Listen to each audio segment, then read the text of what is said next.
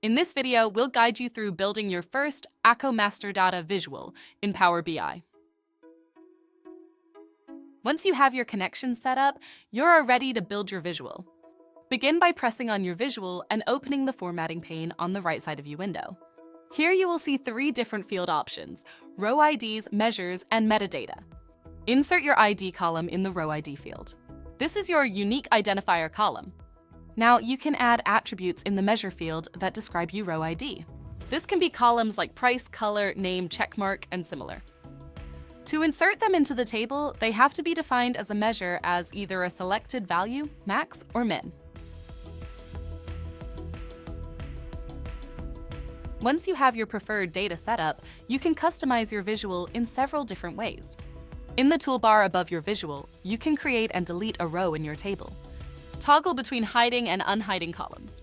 Save the state of your visual after either filtering, ordering, or adjusting width and height of the columns.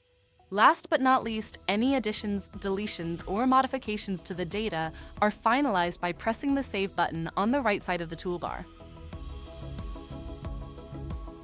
If you press on the Settings button in the toolbar, a more elaborate settings pop-up box will appear.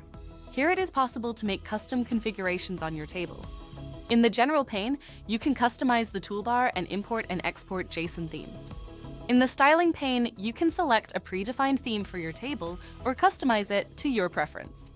In the Column pane, you can adjust your column headers and select a predefined value for your newly created rows. In the Rule pane, you can determine the permissions of the end user, create input validation rules, conditional formatting, and cell locking.